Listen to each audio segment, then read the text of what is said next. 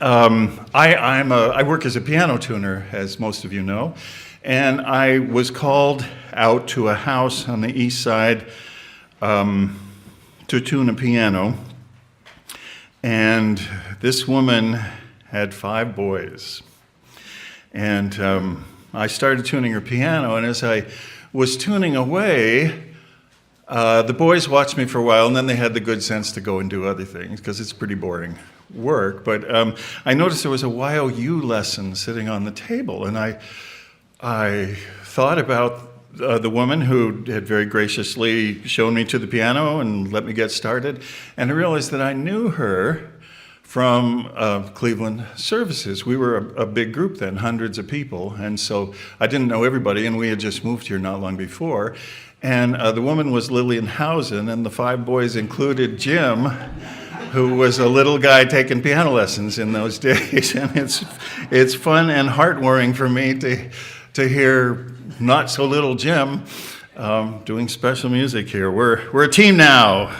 Jim Housen and Mark Graham, we're the piano players, and we can't wait till the day when we add Claire Mango to our roster. We're waiting for that. That was back in days when Jackie Patchinger was here doing special music for us, she and her sisters. We didn't have to smile back then to look thin, we just were. But I remember at the time, it was very important, and our church always emphasized it, and we still do to some extent. There's a verse in Matthew 23 where Jesus tells us in end times that we have to watch. We have to watch events. And I remember when I came into the church, our news came from magazines, TV, radio, and newspapers, pretty much. That was it.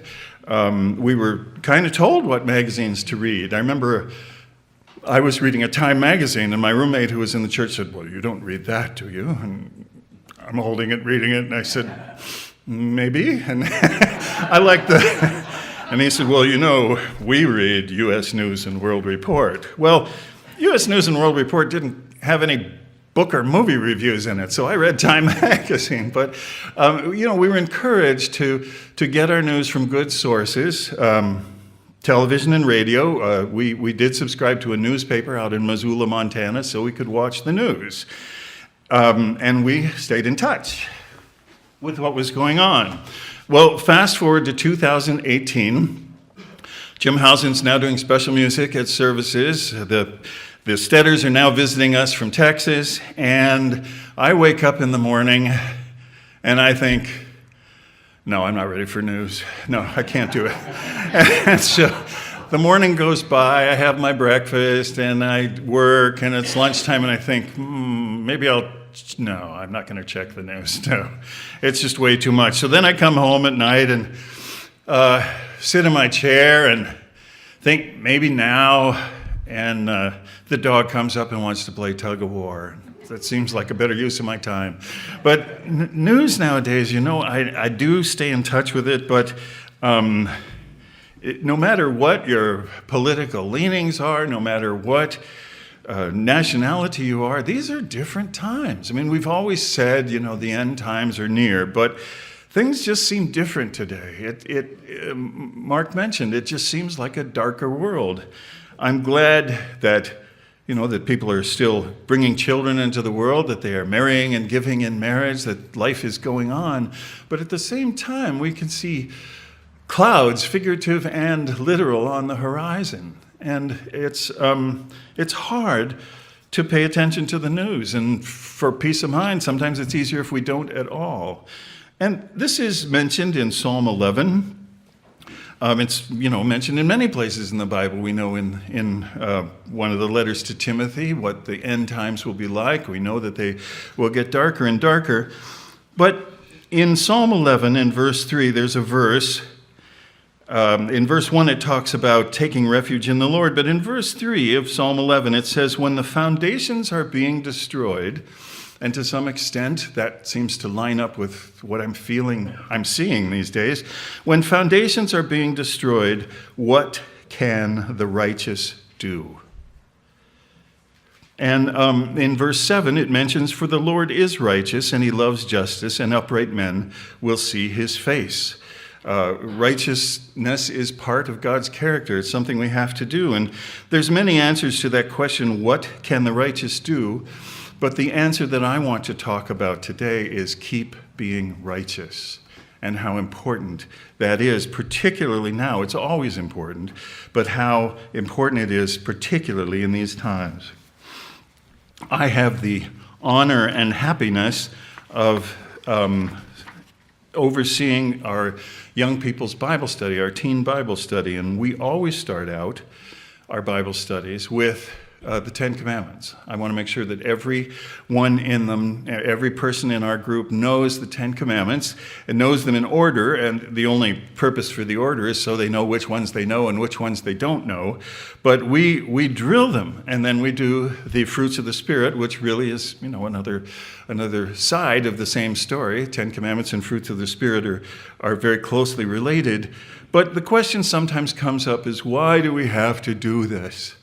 And the answer is so that you will live better, so that you're equipped to be children of God, so that when times are tough, you have resources that you can use to be righteous. We know that righteousness is a huge topic, and you could talk about it for hours. We know that it's one of the fruits of the Spirit. We know that it's part of the armor of God. But all I want to talk about today is how important it is in these end times to continue to be righteous. And as Paul says in Galatians, the law teaches us what righteousness is. That's why the law is important. Our goal, the goal that God has given us personally, is to become children of God and to become like him.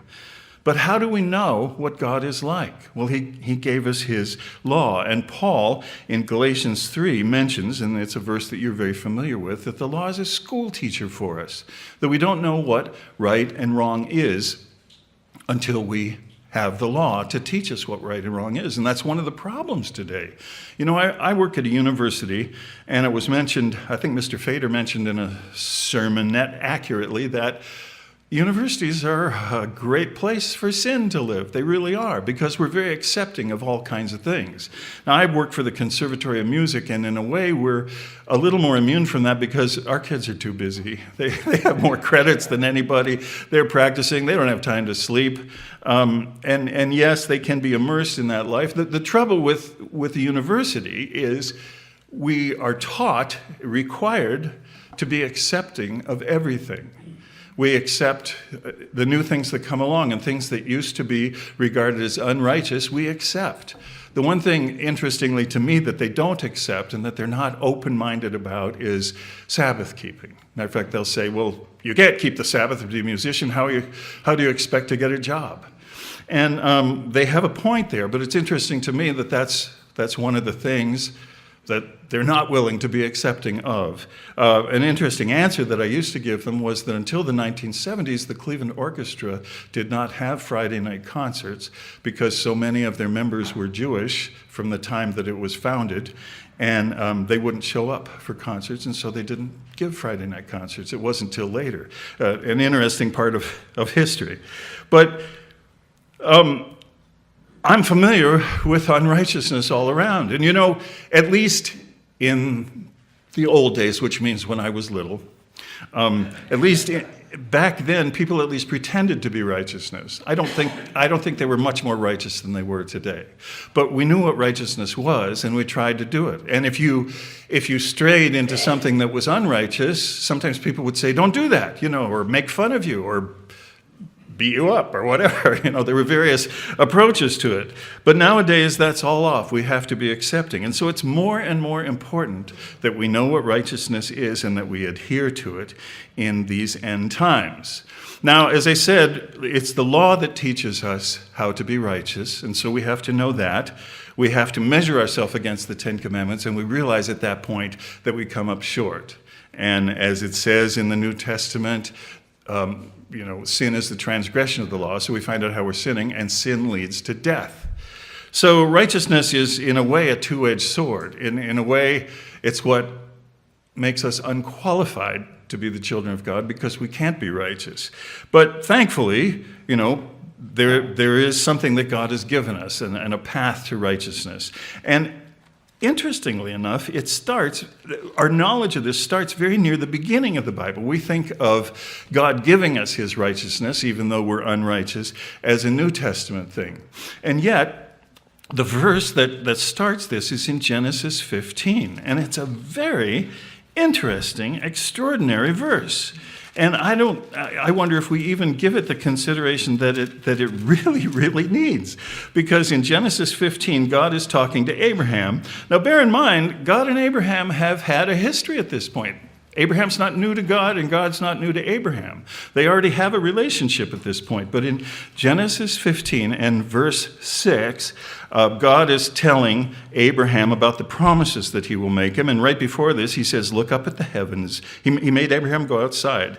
Look up at the heavens and count the stars. If indeed you can count them, so shall your offspring be. And verse 6 is very short, but phenomenal, because it says, Abraham believed the Lord, and he credited it to him as righteousness. Now, you can prove from the stories that we have about Abraham, and I thank God that my life isn't as written in detail in the Bible as Abraham's is. You can prove that he wasn't always a righteous man, that he made mistakes, that he sometimes didn't adhere to the Ten Commandments in righteousness. And yet, God counted Abraham's belief as righteousness.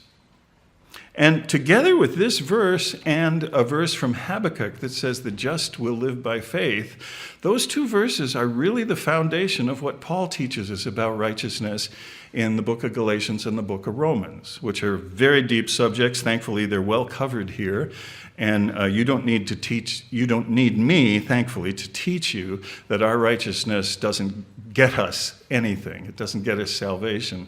But that God gives us righteousness because he sent a righteous son who paid the price for our sins. And yet, really, that story starts right here in Genesis 15, verse 6, this close to the beginning of the Bible. There is much more to righteousness than law-keeping. Righteousness is tied in with holiness. It's tied in with godliness. There's a host of words in the New Testament that refer to righteousness, godliness, and holiness, and yet they all overlap in many ways. Righteousness is part of the character of God. It's what we want to become. In Jeremiah 23, when we talk about the glorious end to this beginning of the story and the beginning of the rest of eternity in God's kingdom, in Jeremiah 23, he talks about those days and about the being who will come and restore that. The days are coming, Jeremiah 23, verse 5, when I will raise up to David a righteous branch. Righteousness is one of the main characteristics of this ruler who's going to come. It's also mentioned in Isaiah 11 that his belt, his garment, will be righteousness. He will be clothed in it. But here we are in Jeremiah 23. When I raise up to David a righteous branch, a king who will reign wisely and do what is just and right in the land, in his days Judah will be saved, and Israel will live in safety. This is the name by which he will be called, the Lord our righteousness.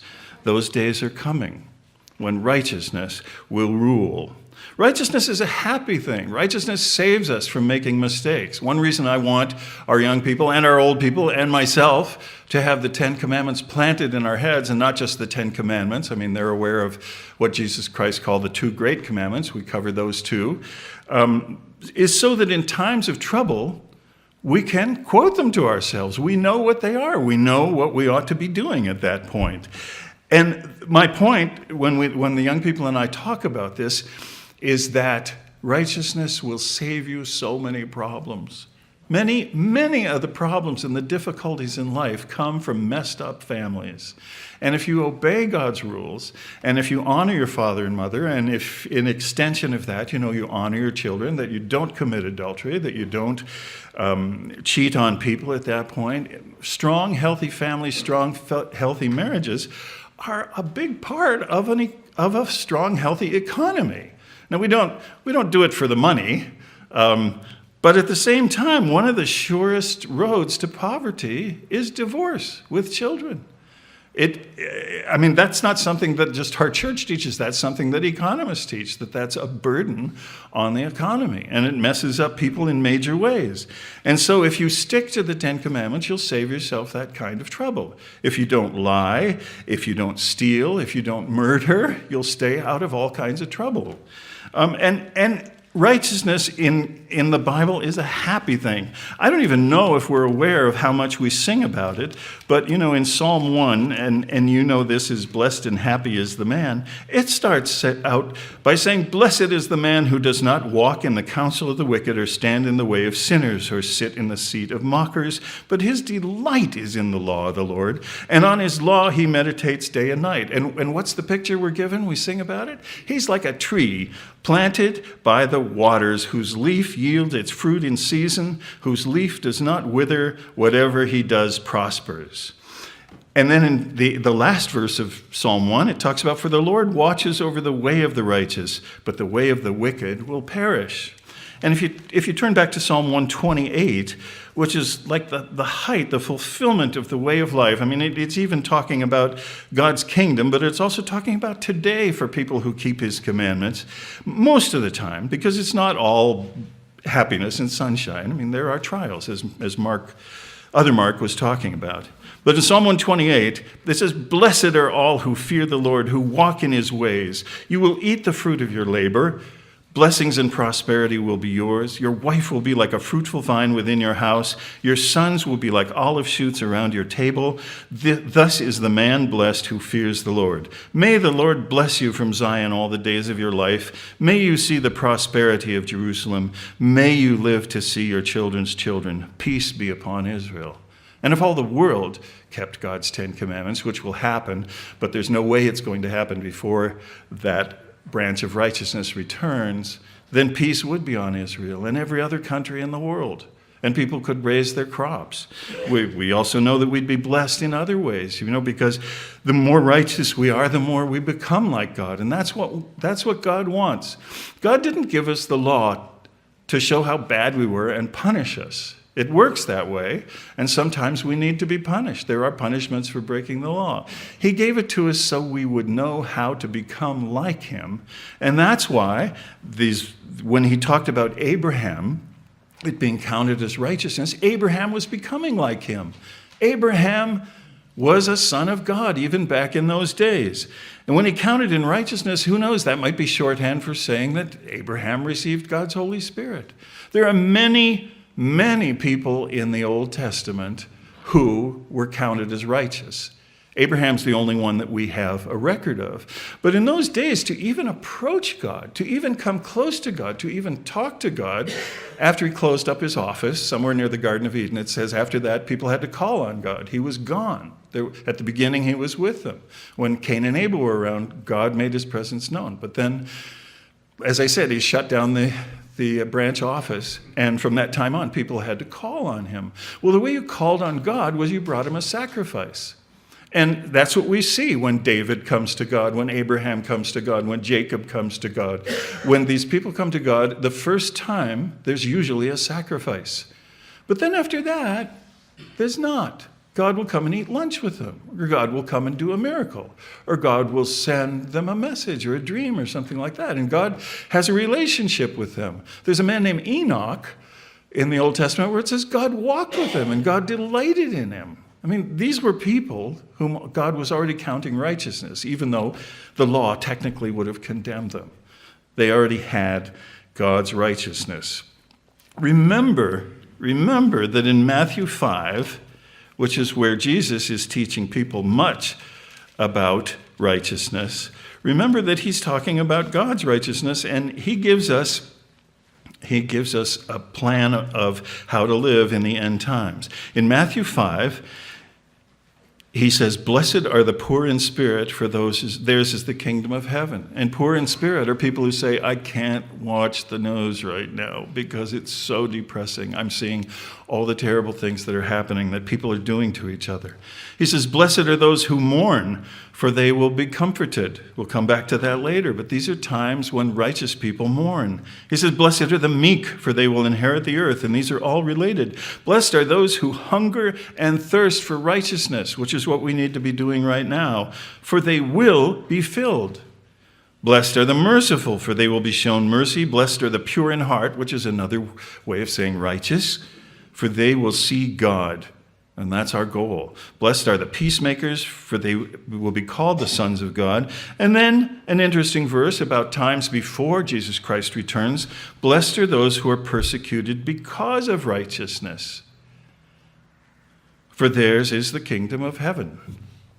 And there are people these days who are persecuted for righteousness. That won't be in what we call the world tomorrow. But nowadays, righteousness, sometimes you pay a price for that kind of thing. He mentions in verse 20 an interesting a concept, because this is before Paul ever wrote his books, and of course Paul was taught by Jesus Christ himself. He says, I tell you that unless your righteousness surpasses that of the Pharisees and the teachers of the law, you will certainly not enter the kingdom of heaven. And the Pharisees were righteous in a technical way. They had human righteousness. They knew the law better than anybody, and they tithed on their seeds out of the garden. And yet he says that won't do you any good.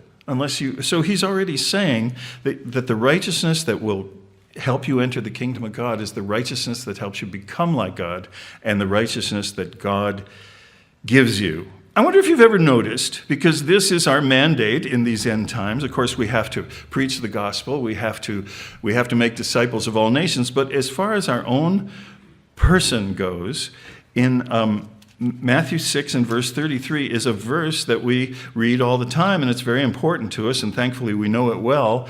But I wonder if we notice all the words in it, because it says, but seek first his kingdom and his righteousness. And we sing a hymn to that effect, seek ye first. Seek first his kingdom and his righteousness, and all these things, which would be clothing and food and being taken care of, will be given to you as well.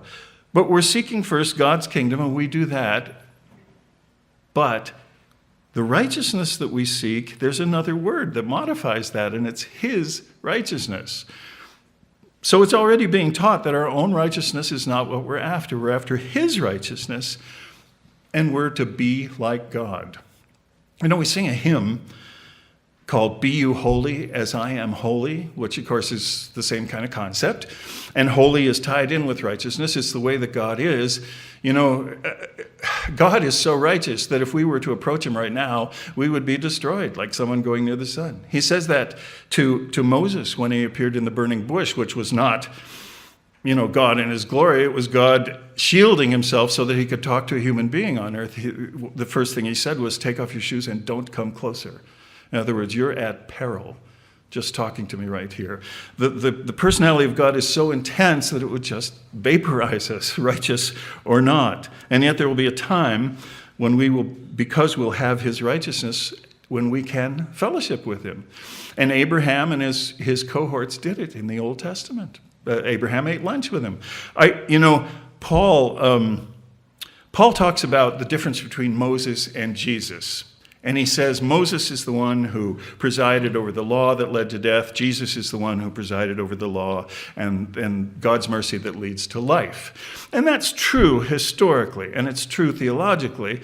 But I think in the world tomorrow, he and Moses are going to have to patch things up a little bit, because Moses might come to him and say, I talked to God face to face. I was counted as righteous. You know, you can say that I didn't understand that stuff, but don't blame me for the whole mess, because I understood a lot of it. And hopefully they'll go off and have a beer together and have a good time, you know, at that point.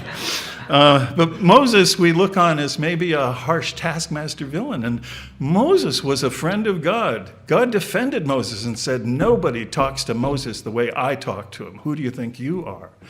So, I want to see that when Paul and Moses talk to each other in the world tomorrow. But it's very clear that righteousness is something that we have to build and maintain, that God needs righteous people, that God can't do his work without righteous people. Do you remember at the time when the Israelites had gone into captivity and were brought back into the land, that there was a man and a woman, an old man and an old woman, and they were characterized as being righteous. And because they were righteous, well, two things could happen. Because the man was righteous, he could go into the Holy of Holies and have a talk with the angel of the Lord. But also because he and his wife were righteous, they were chosen to give birth to a child who became John the Baptist. There was also a righteous young woman and a carpenter whom she married. And because they existed and because they were being righteous in the face of adversity, God could also use them. So it's important that we stay righteous so God can use us in these end times. When he returns, it's said that our righteousness will be as fine linen and white. I want to call out one example to you, which is in the book of Haggai. Now, Haggai is near the end of the Old Testament, and it's the last book of the Old Testament is Malachi. The book before that is Zechariah, and then the book before that is Haggai. It's a short book.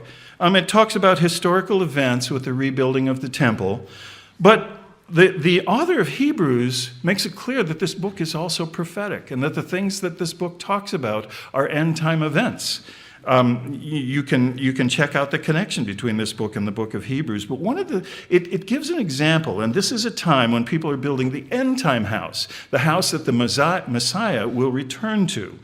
And in Haggai chapter 2 and verse 10, God gives words to Haggai to teach the people a lesson, because they're working on the temple at this point, but there are problems in the society.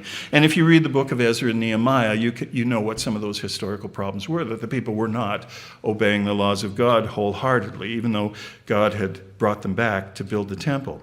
And so in chapter 2 of Haggai, in verse 10, on the 24th day of the 9th month in the 2nd year of Darius, the word of the Lord came to the prophet Haggai. This is what the Lord Almighty says. Ask the priests what the law says. If a person carries consecrated meat in the fold of his garment, and that fold touches some bread or stew, some wine, oil, or other food, does it become consecrated? And the priests say no.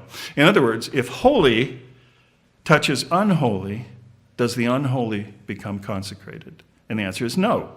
And that's correct, according to the law. Then Haggai said in verse 13, if a person defiled by contact with a dead body touches one of these things, does it become defiled? Yes, the priests replied, it becomes defiled. Then Haggai said, so it is with this people and this nation in my sight, declares the Lord. Whatever they do and whatever they offer there is defiled. Because when righteous touches unrighteous, the righteous is what gets defiled. So it's very important that we keep ourselves from the wrongness of the world. We still have to be in the world.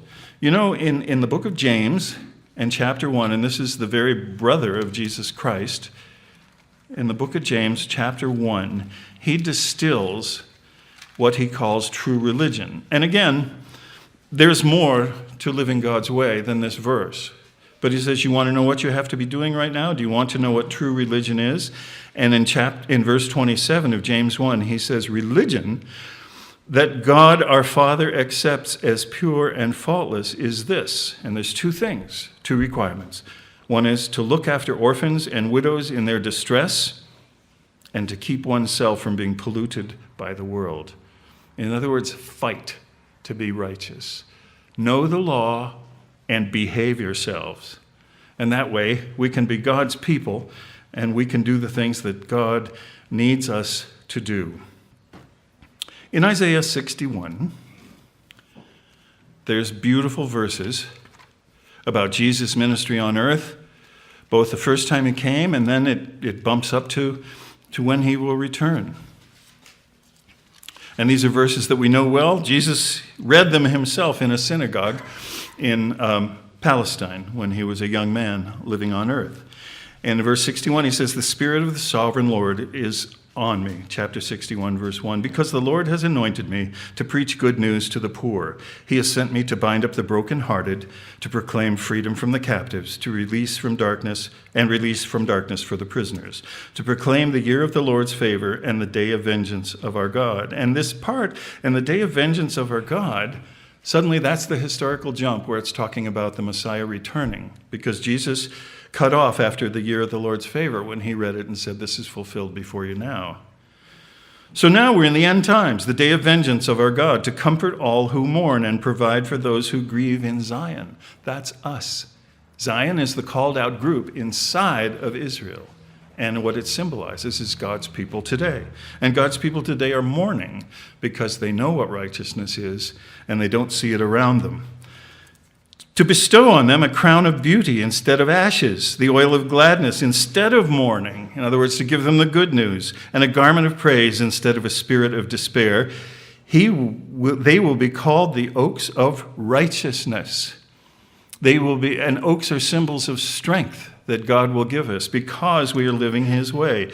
We need to be oaks of righteousness, a planting of the Lord for the display of his splendor. And then it talks about various things, and that's usually where we cut off in this chapter. But I want to go to the very end, which is talking about Jesus Christ coming back and setting up his kingdom. And there's many ways to describe his kingdom, and we love them all. We need them. I mean, they're what sustains us. We have to read them to keep our spirits up. In verse 10 of chapter 61, Isaiah, talking about these end times, says, I will greatly delight in the Lord. My soul rejoices in my God, for he has clothed me with garments of salvation. This is a gift from God. And arrayed me in a robe of righteousness. It's God who arrays us. As a bridegroom adorns his head like a priest, as a bride adorns herself with her jewels. And here's the beautiful part. For as the soil makes the sprout come up, and a garden causes seeds to grow, so the sovereign Lord will make righteousness and praise spring up before all the nations. That's the time when we want to be alive, but we can live it now in our own way. We can have our own garden of righteousness in our own life. People may or may not notice. They notice more than you think, as Mark Scapura was saying. They notice when you are living righteousness. They notice the things that you don't do. They notice the things that you do. But it has to be part of our armor, the breastplate of righteousness, and we have to be wearing that fine linen. There's a well-known joke, older than I am. When my father was born, the president of the United States was Calvin Coolidge. And Calvin Coolidge was known as a man of very few words. He kept his wording terse and short as possible. He was known for that. And so it became a challenge for some people to get Calvin Coolidge to speak. And one day, Calvin Coolidge went to church services, and his wife stayed home. And he came home, and his wife said, Cal, what was the sermon about? And he said, sin. And his wife said, what did he say? And Calvin Coolidge said, he was against it. And I didn't get that joke when I was a little kid. It took me a while to understand that it was a joke about the way Calvin Coolidge behaved. Well, if Calvin Coolidge was here today, or if one of you goes home and somebody says, what was the sermon about? I hope you'll say, righteousness, we're for it.